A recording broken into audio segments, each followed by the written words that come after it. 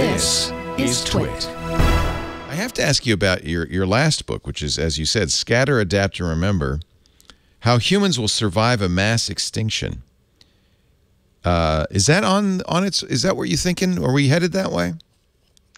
We are very likely in the early stages of a mass extinction. This is We're not getting to 2144, is what you're saying. No, we're going to get there. I mean, mass extinctions take a really long time. Scatter is it's a work of science journalism, so it's all fact-based. Right. It's not a novel. Yeah, it's not a novel. It does have a lot of speculation in it, but it's all science-based speculation. Is it an asteroid or is it climate change or? Well, it's both, right? So mass extinctions are events that often take place over about 1 million years, and they're defined as events where more than 75% of all species on Earth die out. It's happened several times in the life of the planet. We've had 5 of them in the planet's history. 5? They've all pretty much been caused by climate change. They've had different reasons for the climate change. Right. In one case, it was an asteroid hitting the planet. In other cases, it's been volcanism. Just massive volcanoes. In fact, massive volcanoes seem to be the culprit in a lot of these cases.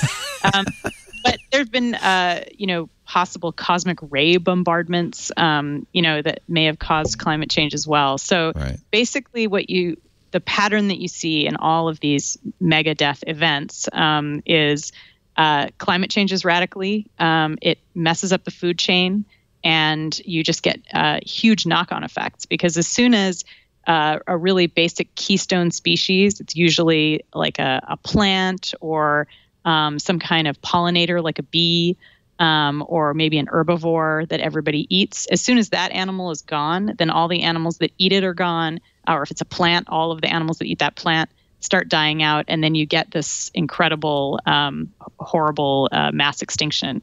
And so there's a lot of evidence that we're in the early stages of one of those right now, partly hurried along by human caused climate change.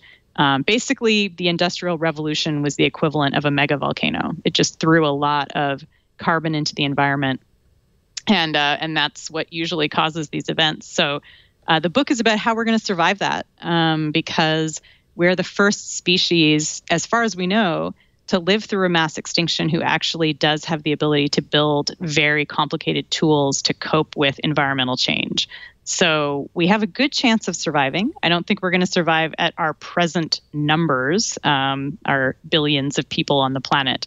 But I think, it's very likely we will survive this one.